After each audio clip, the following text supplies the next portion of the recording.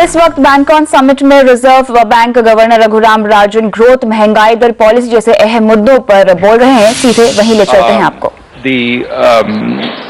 The current account deficit having come down significantly, not just in the government or the RBI's perception, but in analyst perception since perhaps July.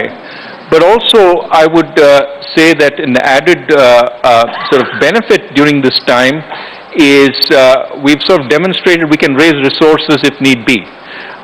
And so I think that's also a valuable addition relative to where we were in May, June. And I'm focused on what we need to do domestically at this point. Yes.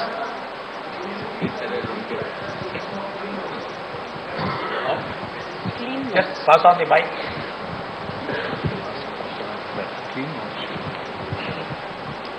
Mr. Governor, congratulations for inspiring address. Do you feel any need for addressing the issue of P-notes? Rather further regulation about promissory notes at this critical juncture?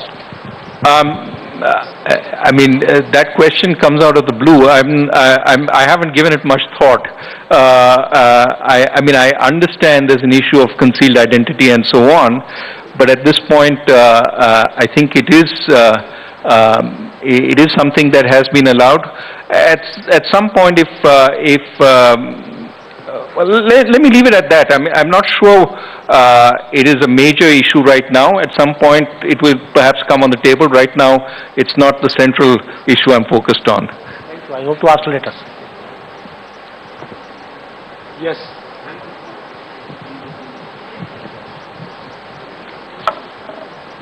Now, Governor, you just told that you have to curtail inflation, you have to stop the little bit of demand side. How do you think it will affect our production and the local industry, how they will react on this? No, I sort of said two things. One, that one way to curtail inflation is to increase supply. The other way is to slow down demand. And typically, you have to follow a balancing act. Now, supply usually takes a longer time to come in, and you can tolerate higher inflation until it comes in, but of course, inflation itself has negative effects on people's incentive to create supply. So this is really a balancing act. And I think you've seen from every statement we've made that we're following that balancing act. You want to make sure that inflation doesn't get out of control, but we've also recognized that we are a weak economy.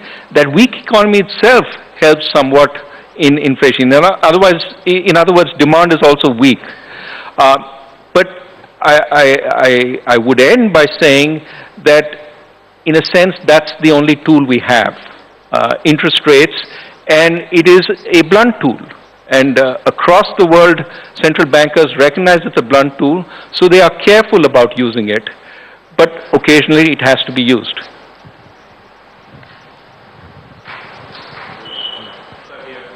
Yes. Sir, it's a little informal question. As you stand in your office in the 23rd floor of RBI, what's your gut feeling about Indian economy in the coming weeks, coming months? Well, first, my office is not on the 23rd floor, it's on the 18th floor. So, if I stood on the 23rd floor, I don't know where I'd be standing. But as I stand on the 18th floor and I look outside, I see the port. And I've seen some ships coming in, going out to a greater degree than I saw in September. So that is telling me...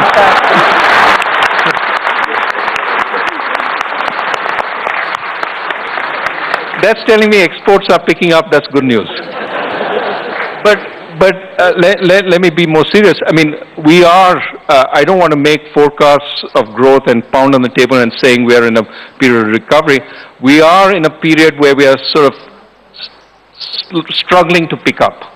There is some evidence of good news, but, you know, for example, the IIP numbers don't confirm that we are in a period of strong recovery.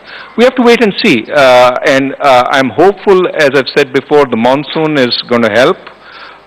The exports are going to help, and perhaps these projects that have been cleared by the CCI as they come on stream, that will also help. I'm very, very enthused by the strong growth in power. Power has many positive spillover effects through the economy, especially, for example, if power comes into the power-starved south. That will be very helpful for growth. So we'll see. I don't want to make projections right now. We'll take any growth that comes. Sir, sir, even as you spoke about, restructuring of assets in order to protect economic value and where there is viability going forward, will the RBI be open towards having a relook at some of the stricter norms which are supposed to kick in from 2015 in respect of restructured assets? I think one has to be very clear that we shouldn't meddle too much with the accounting. What we should focus on is getting the real asset back on track, and if there are impediments in the way of doing that, we will look at that and help as much as we can. We've been talking to a number of stakeholders and trying to figure out the best way forward. As I said, we will announce some measures very shortly. But at the same time, we have to remember that the Americans have a phrase for this. I'll use it. Take it in the right spirit. You can put lipstick on a pig, but it doesn't become a princess.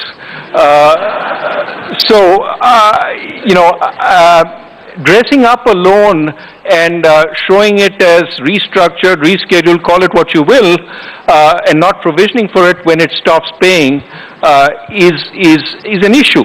And whether it's helpful or not, it goes back to the question somebody else asked about evergreening. Anything which postpones a problem rather than recognizes it is something that perhaps is to be avoided. But what we have to do is make it easier to recognize a problem and to deal with it. And we are very focused on measures that will help recognize that problem and help deal with it. Yes, go ahead. Governor sir. Yeah, please. Aap idhar. Governor sir, as regards to new banking license policy, how the new banks will be structured from the cloning of existing public sector undertakings? From the cloning of how the new banking license policy will protect from being cloned of the existing public sector banks? I think the RBI has given a number of guidelines and is hoping that the new bank proposals meet those guidelines.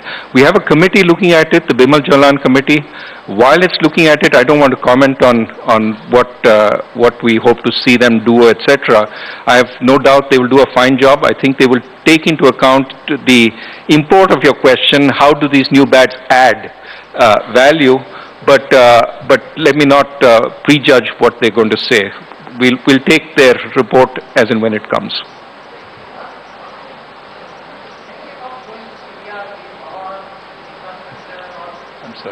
Capital intensives, wherever we have financed. The cost of fund in India is varying from 12 to 14% or 15%, and payback period is restricted to 7 years.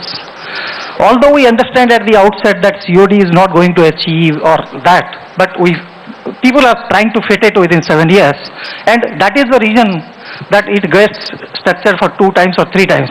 Can't that be a payout period for 12 years like European countries where the acquisition of the hotels are made for a longer time of payback period and the rate of interest there is very low.